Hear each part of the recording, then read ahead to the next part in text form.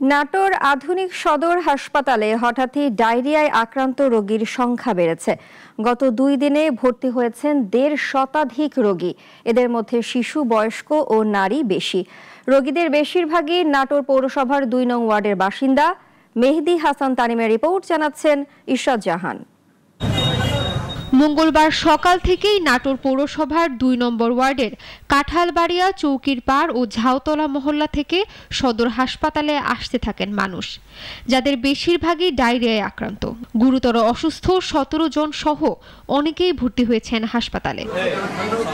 বুধবার সন্ধ্যা পর্যন্ত হাসপাতালে রোগীর সংখ্যা দাঁড়ায় 1.5 শতাধিক। পুরসভার সাপ্লাই পানি খাওয়ার পরেই সবাই অসুস্থ হয়ে পড়েছেন বলে জানান রোগী ও তাদের স্বজনরা। আমার স্বামীর হয়েছে, আমরা ভয়ে আছি, আমরা আতঙ্কে আছি। এখন আমরা গোটা এলাকাতেই হয়েছে, এখন পানি খাওয়া হয়েছে না কিসে হয়েছে এটা বলতে পারছি না। বাসায় পানি খাওয়ার পরে মনে করেন যে অসুস্থ হয়ে গেছে, তারপরে সদরে নিয়ে এসে আমাকে ভর্তি করে। সবাই পানি খাওয়ার পর থেকে আপনার এই পাতলা পায়খানা, কারো পেট খারাপ হচ্ছে। পৌরসভার সাপ্লাইয়ের পানি যারা যারা খাইছে তাদেরই ডায়রিয়া এবং বমি। মানুষ খুব দ্রুত চিকিৎসা পায়, আমরা এই দাবিটা জানাচ্ছি প্রশাসনের কাছে। হাসপাতাল কর্তৃপক্ষ জানিয়েছে, বেলা বাড়ার সাথে সাথে ওয়ার্ডে রোগীর চাপও বাড়তে থাকে। তবে রোগীদের সেবা নিশ্চিত করতে মেডিকেল টিম গঠন করা হয়েছে। আমরা এই বিষয়টি তদারকির জন্য একটি মেডিকেল টিম গঠন করেছি এবং সেই সাথে আমাদের আইডিসিআর এবং সিডিসিকে জানিয়েছি, তারা বিষয়টি পুঙ্খানুপুঙ্খভাবে যাচাই করে দেখবেন।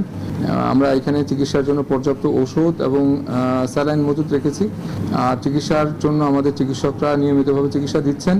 মেডিকেল টিম প্রয়োজন হলে তারা স্পটে গিয়ে চিকিৎসা দেওয়ার প্রয়োজন হলে সেটা স্পটেও চিকিৎসা দিবেন।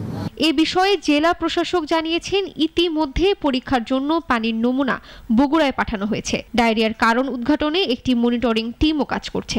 আমাদের একজন সরকারি কমিশনার, তারপর পৌরসভার প্রতিনিধি, জনস্বাস্থ্যের প্রতিনিধি, সিভিল সার্জনের প্রতিনিধি সহ যে এরিয়ায় এই আউটব্রেক দেখা দিয়েছে সেখানে তারা প্রতিটা ঘরে ঘরে যাচ্ছে এবং ইতিমধ্যে পানি বিশুদ্ধকরণ ট্যাবলেট সরবরাহ করা হয়েছে। হঠাৎ এমন পরিস্থিতিতে আতঙ্কিত হয়ে পড়েছেন পৌরবাসী। ঘটনার তদন্ত ও প্রয়োজনীয় পদক্ষেপ গ্রহণের দাবি তাদের। ইশরাত জাহান, নাগরিক।